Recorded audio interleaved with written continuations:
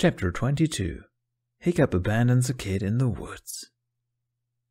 Hiccup pretended desperately that his heart wasn't beating 1,000,000 times a minute as Toothless leaped off the trading ship. Jack had his staff by his side, and his free arm was wrapped around Hiccup's waist. In front, Jamie laughed happily as they ascended, looking over the side and down at the ocean as the ship became smaller and smaller beneath them. He almost couldn't believe that had worked. A part of him had been ready to fly back to Berk, rejected and inconsolable, as Jack and Jamie ventured forward to a place where Hiccup would probably never see them again. At the same time, he knew that option had always been out of the question. Any person who'd ever called him stubborn was completely right. He was stubborn, and he would not leave Jack and Jamie to figure this out alone. And that wasn't just because of the realization he'd had last night. Jack was first and foremost his friend, and so was Jamie. He'd never forgive himself if he just let them march into what was possibly certain death. And right in the beginning of winter, too. What were they thinking? Hiccup could only guess it all had to do something with winter, judging by Jack's reaction to the first snow. He wondered if this meant he'd get some more answers in the near future. Keep an open mind, Jack had said. Hiccup didn't know what that was supposed to make him feel. So, he said, as they ascended above the cloud layer, where the air was crisp but snow-free. Where are you heading? There was no immediate answer. Somewhere else, Jack eventually said. Wherever the traders were heading is probably a good start. A good start of what? Well, it's not like we know where we're going exactly, Jack said, as if that was obvious. We just have to move and find what we're looking for, hopefully. Hopefully, Hiccup repeated. Jack only hummed in response, and he held back a sigh. Could I ask what that is, exactly? Jack was quiet. Jamie glanced back at him, biting his lip. I get a feeling you'll probably find out soon enough, Jack then muttered, and before Hiccup could ask him to elaborate, he changed the subject. Did you tell anyone before you left? Will people come looking for us? Not really, Hiccup said. I was sort of in a hurry. I guessed you didn't pack any extra clothes since you said you hadn't planned this. A little bit of food, too, and some silver. The islands of the archipelago are mostly abandoned, except for the wildlife, but there are a few villages here and there that we can seek shelter in. Jack whistled. You've really thought this through. One of us had to do it. All right, you don't have to be cheeky. There was a smile in Jack's voice. Didn't anyone question you running about? Hiccup shrugged. Not more than they questioned you suddenly running off, he replied. Then he hesitated. I did pass Astrid, and I told her I had to go for a little while. Like I said, people are used to me disappearing, but usually not by myself, and usually not for too long. They might come looking for us after a few days. There was a pause. I still don't understand why the gang couldn't come along.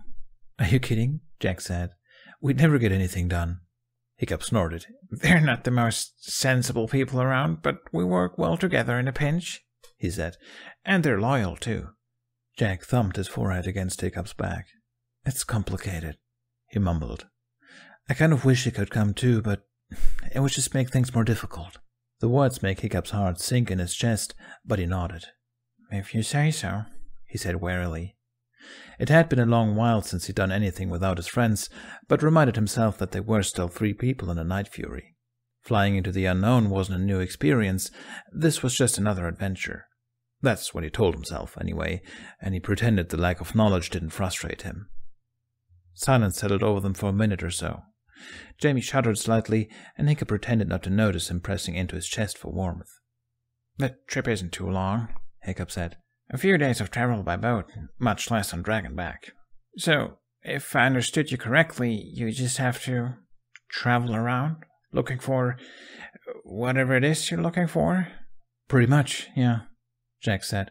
There's these signs. Hiccup nodded slowly. Signs? Mm-hmm. Are you looking for someone or something? Both? Jamie sent Jack a doubtful look, but kept his mouth shut. Obviously, he left Jack in charge of keeping or revealing their secrets, but there was something about his expression, a slight exasperation, that made it seem like he wished Jack would just spill already. Hiccup could relate. Jack seemed to catch the look as well, because he sighed heavily. Look, Hiccup, I know. You want to tell me, you just can't. Well, you're here, so maybe I'll be forced to tell you at some point anyway, Jack said, and there was a slight edge to his voice. He paused, and when he spoke again, his tone had softened. Okay, remember those friends I talked about? North and the others? Jamie looked back with wide eyes. You did talk about them, he said. When? A while ago, Jack admitted. I said they were people I worked with, right? Hiccup nodded. Yes, and something about teeth and eggs. They seem like strange people overall. No offense. Jamie laughed, and Jack sounded like he was suppressing a giggle when he spoke again. None taken. They are strange people. His staff flipped in the air, somehow without hitting anyone, and it was the only thing that exposed Jack's nervousness. I might know a way to find them again. A sort of trail. I just don't know where to look exactly. But once I find it, I'll know. So, Hiccup started, you're looking for something that you don't know what it is, but you'll know when you find it, and that's a clue to help you get back home. I think so. You think? Okay. Hiccup chewed on his lip for a moment. He didn't know what he could say in reply that sounded supportive, but he guessed Jack would notice the insincerity anyway, so he decided to say what he really meant. That sounds, insane. Jack hummed noncommittally. I'm sure it'll all work out in the end, he said, then moved his hand to Hiccup's shoulder, squeezing it lightly. You still have the choice to turn back, Hiccup, he told him. Fat chance. You've captured my curiosity now. Jamie sent him a bright smile. I'm glad you're here, he told him earnestly, and Hiccup's heart melted a little. Could you teach me how to ride a dragon now? Hiccup had to laugh. And you thought you were just glad to have me here, he said, reaching past Jamie to pet Toothless's head. But don't worry, I'm used to being outshined by this guy. Jamie faltered. No, I'm happy to see Toothless too, Jack interrupted, and Hiccup could all but hear the devious grin in his voice. And then he could see it too, because Jack had leaned over his shoulder, and their eyes met for the first time since mounting Toothless. Something in Hiccup's chest jolted almost painfully, and he dreaded the fact that it would probably keep doing that several times a day from now on. He managed to send him a sardonic smile. Oh, stop being cheeky when you stop being cheeky, he told him, and Jack laughed. Turned out riding a dragon got less exciting after an hour or so in freezing temperatures. That and Toothless was carrying a bit of luggage, so passing time by doing loops or dives was out of the question. The fact that Hiccup tried telling them doing loops and dives wouldn't pass time, just waste it, was unimportant. Jack made an unhappy noise, knocking his head into Hiccup's back out of boredom. We there yet? About 3 minutes closer than when you last asked the question, Hiccup replied. 3 minutes? Jamie moaned dramatically. How's it only been 3 minutes? Should we play I Spy? Jack looked around. I spy with my little eye something white. Clouds, Hiccup and Jamie said at the same time. Great work, guys. Silence settled over them again. I spy with my little eye something black. Toothless, Hiccup suggested. Jack huffed a laugh. I spy with my little eye, he said, glancing at Baby Tooth. Something greenish, bluish, kinda small. Baby Tooth sent him a sour look, her chirp as dry as Tooth Fairy could possibly sound. What are you talking about right now? Hiccup said with a small laugh, while Jamie just shook his head. Baby Tooth tweeted again, and this time her tone had changed. Jack sent her an alarmed look. Maybe if we go back below the cloud layer, he said, trying to make it sound like a casual suggestion. How do you even know if we're there? Hiccup shook his head. We still have quite a bit to go, but sure, might be more eventful. They dipped back down through the clouds, and the ocean came into view. It wasn't snowing here, so they could see a lot further. Wait, Hiccup said, straightening up. Is that?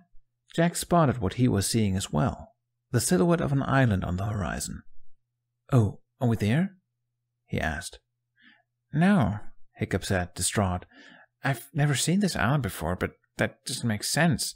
We've flown this route several times, so... He trailed off. Jamie turned around to give them a wary look. Do you think we've gone off course? He asked in a small voice. Are we lost?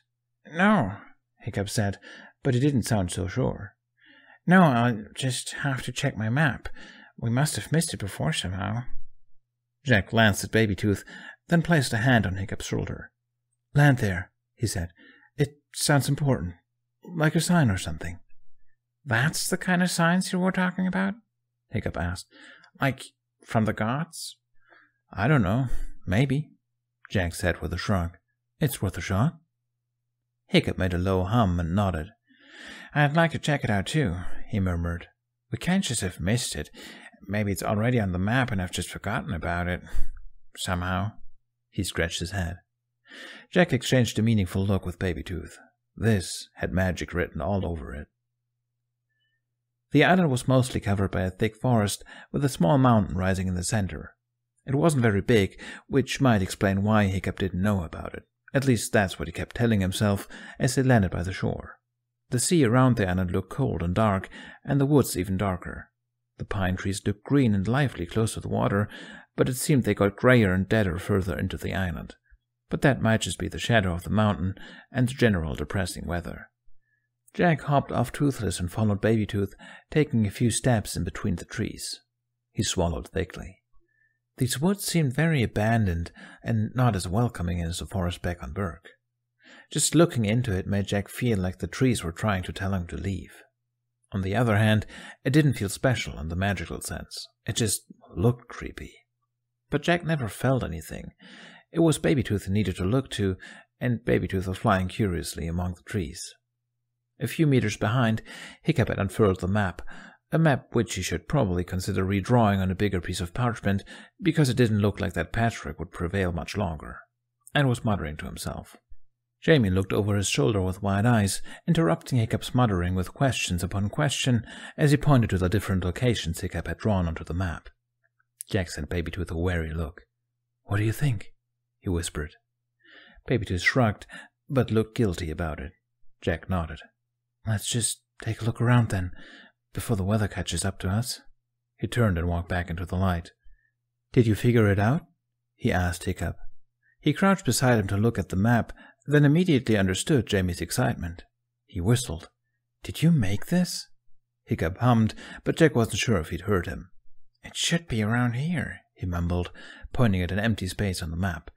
"And it can't be further that way because that would put it on the course to... That doesn't make any sense.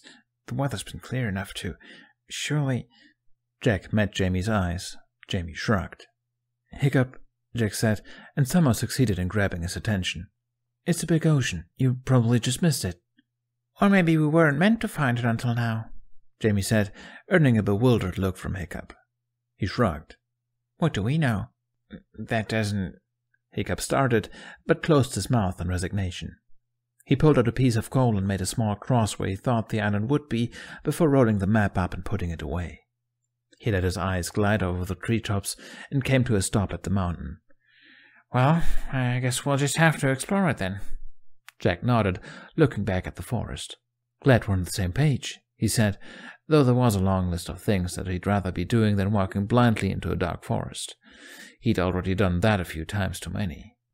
Toothless offered a bit of comfort as they ventured into the dark, because no matter what they would meet in there, dragon or otherwise, or if they'd meet anything at all, they'd probably stood a chance. Maybe it was a good thing that Hiccup and Toothless came along after all. Despite Jack's apprehension, he led the way. Well, Babytooth led the way, but as far as Hiccup knew, Jack led the way. Up what could sort of look like a path if he squinted. Despite being the middle of the day, the sun was already beginning to set.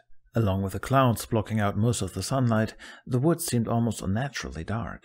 The trees grew close together, the canopy blocking out most of the sky. Jack placed his staff in front of himself for every step, like a support cane. Jamie came up to his side, taking a hold of his arm. "What's she saying?" he whispered in English, nodding towards Babytooth. "Not much," Jack admitted. "I just think she feels something here." "Something good?" "I don't know." Jamie swallowed. "Great," he croaked. Hiccup was studying the environment as if he was still trying to convince himself that he actually had been here before. He ran his hand over tree bark and peered at the ground, glancing at Toothless every now and then, whenever Toothless's ears perked up. "I don't think there are any dragons here," he said after a few minutes. "Strange." I'd think at least a few breeds would migrate. A distant noise echoed through the forest, faint and shrill. They all froze and listened. A bird? Jack suggested. Probably, Hiccup agreed, a little too quickly. They kept walking. As Jack had observed from the sky, the trees seemed to gradually die as they journeyed deeper into the woods. Some had fallen over, some looked like they'd been hit by lightning. Jack pushed low-hanging branches out of their way, prickling himself on brown pine needles. Babytooth kept leading them forward, zipping out of their sight sometimes, then reappearing a few seconds later. It'll be dark soon, Hiccup warned. Jack silently cursed whoever was responsible for the few hours of sunlight during winter. Maybe that was the moon, too. It wouldn't surprise him. How far is it to the trading spot? Far. But there's somewhere we can stop for the night. A sort of rest area. The traders might stop there, but they won't be there anytime soon. Hiccup shuddered, coming up to Jack's other side. Is it just me, or is this place unbelievably creepy? Jack gave a half-hearted chuckle. No, it's not just you. They came to another halt when the same sound as earlier split the grim silence, this time closer than before. Jack's chest tightened. It didn't sound much like a bird at all this time. Was that? They heard it again. It sounded like someone screaming. Jack started towards the sound automatically, quickly followed by the others. They pushed through bushes and dodged tree roots, going as fast as they could without tripping. Toothless did the best at weaving through the trees, but the difficulty he was having proved what might be the reason for the lack of dragons on this island. He was just too big. Meanwhile, Jack ran ahead, calling out to whoever the voice belonged to. "Jack, hold on!" Hiccup yelled behind him. "You're going to hurt yourself. It's too—" Jack should have listened. Before Hiccup could finish the sentence, Jack stepped on some soggy leaves and went tumbling down a slope. Pain exploded in his shoulder, but at least the slope wasn't very deep, and he came to a disoriented stop at the bottom. "Jack!" Jamie yelled. "I'm okay," he croaked, staggering to his feet. He hoped no one heard that tiny squeak of pain that escaped him. "Did you reopen the wound?" Hiccup asked, and had the genius idea of riding Toothless down the hill instead of attempting to descend it. He, Jamie, and Toothless, and of course Babytooth, arrived at the bottom of the slope unharmed. "Dunno," Jack said absent-mindedly, straining his ears. He'd lost a sense of direction. Who could be out here? I didn't see any ships around the island. Hiccup slid off Toothless and looked around uneasily. "I don't know," he said. "Are you sure that was a person? It sounded like someone was calling for help," Jamie said. There was a tense pause.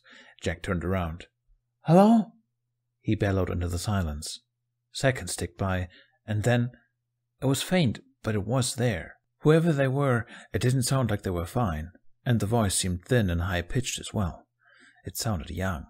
"Come on," Jack said, following the voice.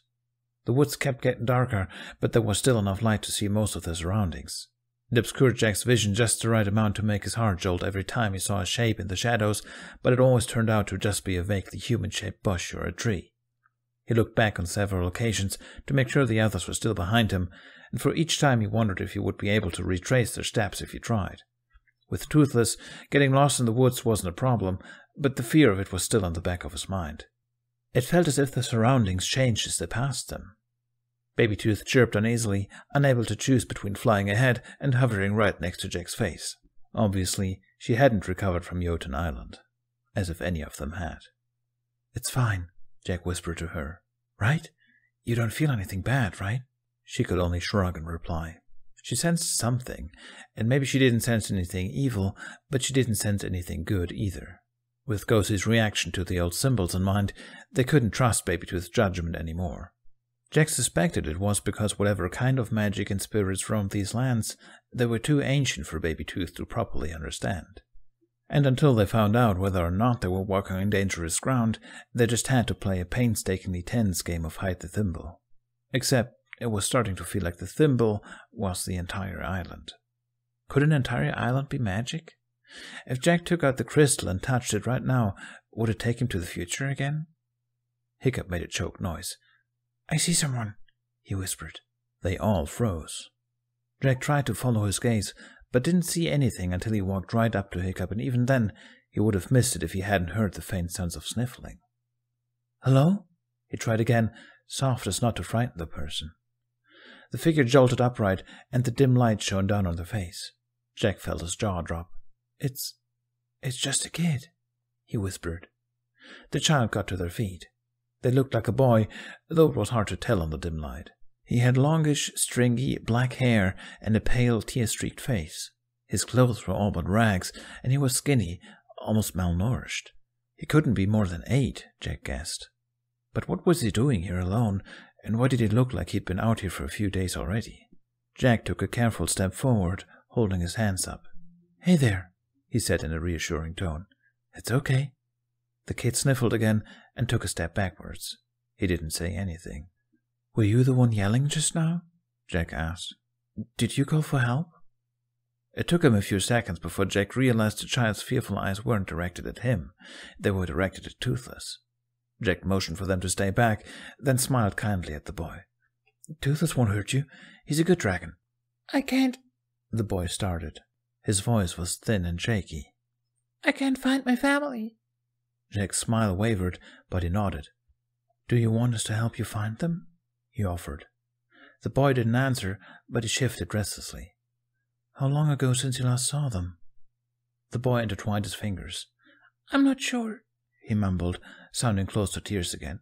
"Not that long, I think. I was just exploring, and then—" He choked on a sob, hiding his face in his hands. "Hey, it's fine," Jack soothed, taking a couple of steps closer again. "We'll help you, all right? We'll find your family." The boy peeked out between his fingers before slowly letting his hands fall. "You shouldn't follow strangers in the woods," he said, and he sounded like he was trying to channel the same kind of authority a mother would have with those words. Jack laughed softly. "You're right," he said. "But this is different. Only this time. Once we find your family, the rule will be in effect again, all right?" He seemed to consider this for a moment, then eventually nodded. He took a few tentative steps closer to Jack, but then stopped again to give Toothless a long look. Jack turned around. "Just walk a little behind, all right?" he told Hiccup. "Toothless scares him."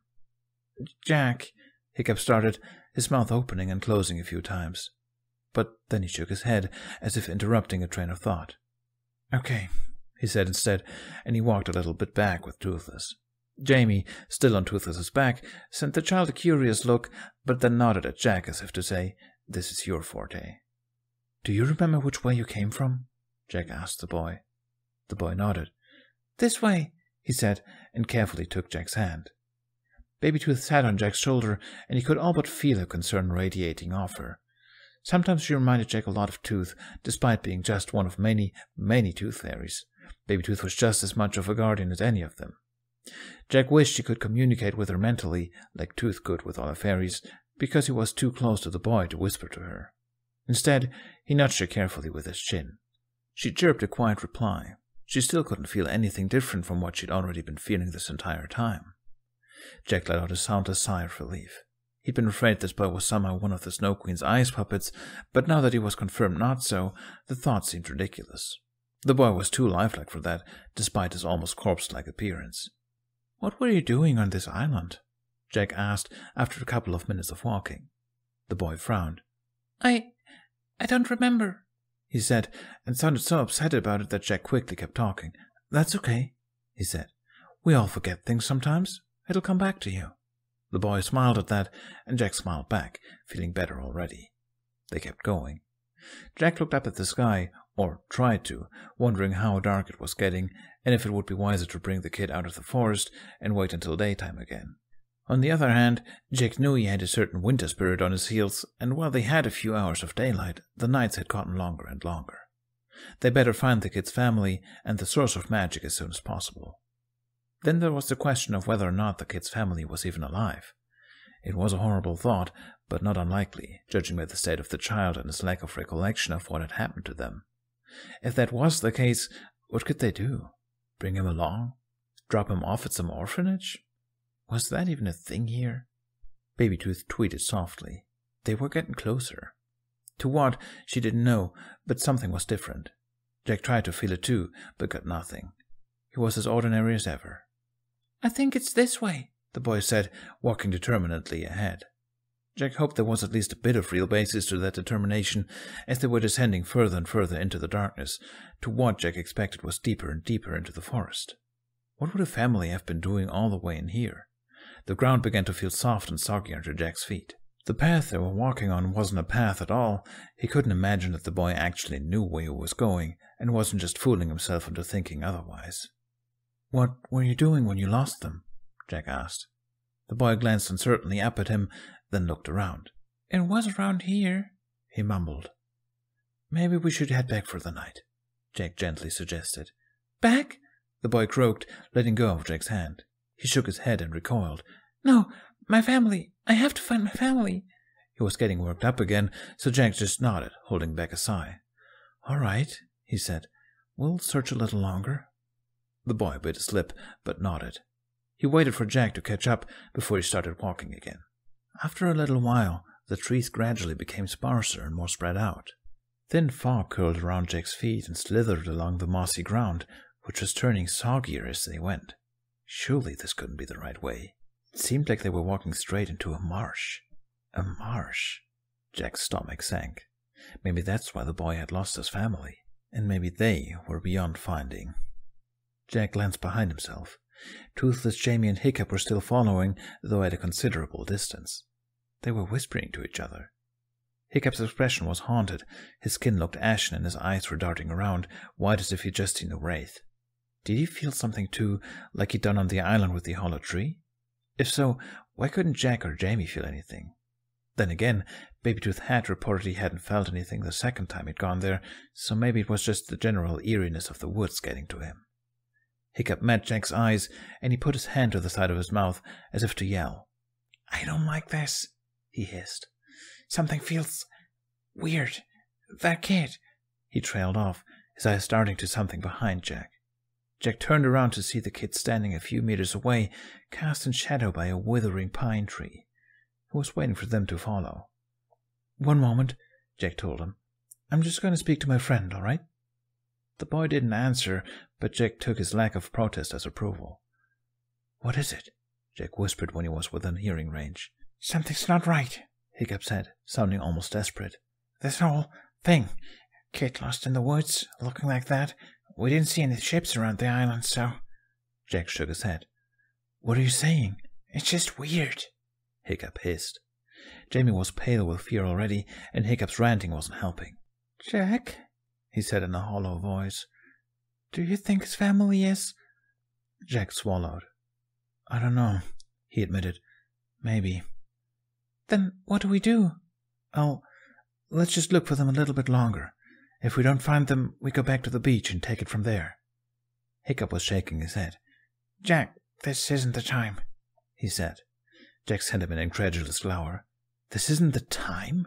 he repeated. "There's a kid lost in the woods, Hiccup." "Yes, but—" He gestured in that vague way he so often did, but now there was a flare of urgency in it, like he wanted to say something but physically couldn't get the words out. I don't know how to say this, but that boy—" "Is a terrified kid," Jack finished with an edge to his voice. "Listen, I know it looks creepy, and I know this is weird, but I'd know if he had anything to hide. We can't just leave him." Hiccup's mouth opened and closed, and opened again. "Obviously not. I don't know. I'm sorry, I'm just—" He trailed off, then shook his head with a pained expression. Jack glanced warily at Babytooth, but she just shrugged. She wasn't worried about the kid, so they shouldn't be either. If Hiccup could feel anything from the magic the island was radiating, or if he was just freaked out by the atmosphere, he obviously just feared for their safety. Still, Jack couldn't help but feel a little bit irked at the insinuation. Leaving a child in the woods, what kind of suggestion was that? "He says we're almost there," Jack said. "When we find the place, if his family isn't there, maybe he'll agree to go back with us." He left it at that and went back to the boy. The boy's grimy face was twisted in apprehension when Jack approached. "Is something wrong?" he asked. Jack shook his head with an easy smile. "Not at all," he said, and nodded for them to continue. "Show the way." The boy pursed his chapped lips warily, but went ahead. It was dark by the time the boy came to a stop. Jack squinted, trying to make sense of the little he could see of their surroundings. As if on cue, the clouds split apart, and moonlight shone down on the clearing they'd arrived in. Jack's stomach twisted. A lily pond. The soggy ground melted seamlessly into it. Yellow grass stood up from the murky water, hiding most of it from view, but the glinting of the moon reflecting in it was unmistakable. The boy walked up to the lake and stood there, facing away from Jack. Jack was about to call out to him, but realized with a jolt of surprise that he'd never thought to ask for his name. Instead, he steeled himself and put one foot in front of the other. As he stepped closer to the lake, he saw lily pads dotting the edges of it, but the only lilies he saw were withered and rotten. Maybe in daytime, in the summer, and if ponds and lakes didn't generally make Jack feel uneasy, the marsh would have been beautiful. As it was, Jack wanted nothing more than to turn back. "Here," the boy said. Jack still couldn't see his face. "My family." Baby Tooth put a small hand on Jack's neck. She made an almost soundless noise. Whatever the source of magic was, it was incredibly close now. "Toothless?" Jack heard Jamie say, and he turned in time to see Toothless stagger forward. Jamie yelped as the dragon shook his head, as if he was fighting off a swarm of flies. Hiccup hurried to his side and cupped his face. "What's wrong, bud?" "Family," the boy repeated, and Jack felt cold at the tone of his voice. It was full of grief, so stark and sheer it made Jack's throat close up. The boy took Jack's hand, and Jack gave a yelp at the tightness of his grip. And then he looked at the boy, except it wasn't a boy. The boy was melting away like wax, revealing something else underneath. Something dark, jerking and swelling in size, only illuminated by a couple of glowing eyes.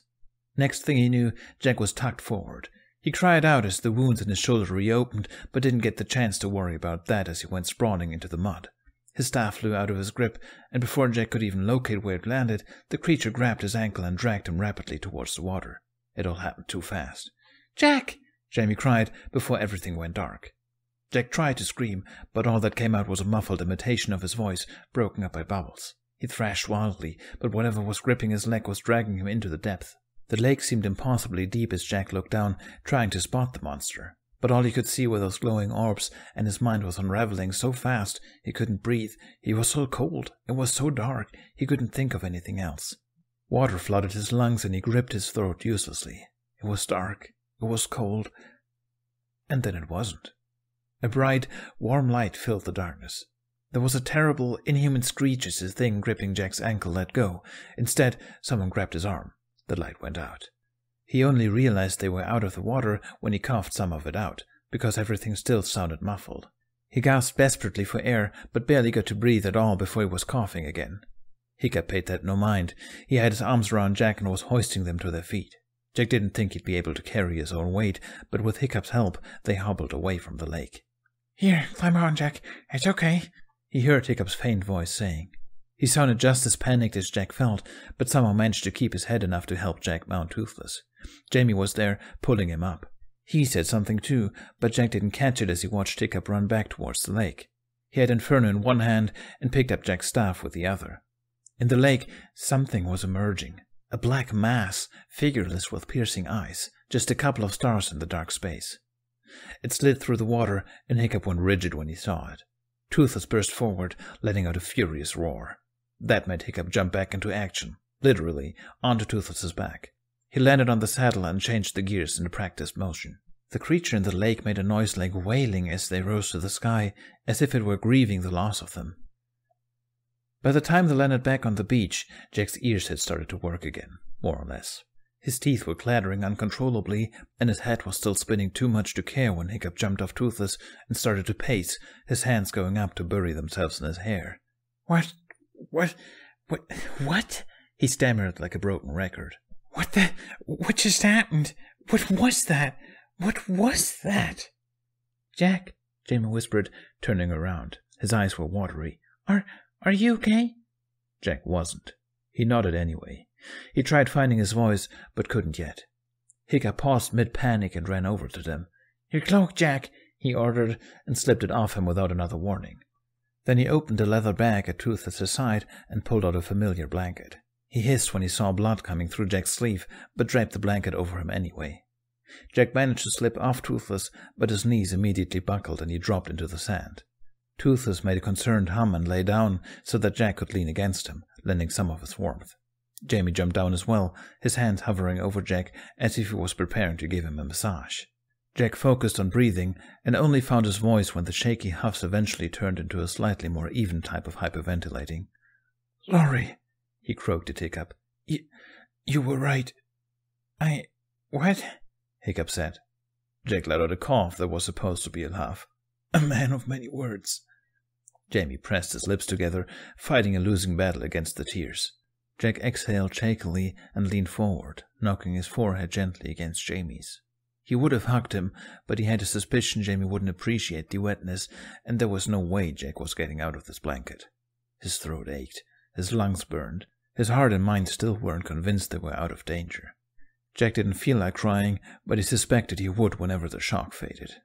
He'd almost drowned again, hadn't he? Was he doomed to die by drowning every time, or was it just his own lack of caution? Speaking of, "Baby Tooth," he muttered, looking up. He remembered with a jolt of panic that she'd been on his shoulder when the monster grabbed him. "Baby Tooth? Where's Baby Tooth?" Hiccup blinked. Baby what?"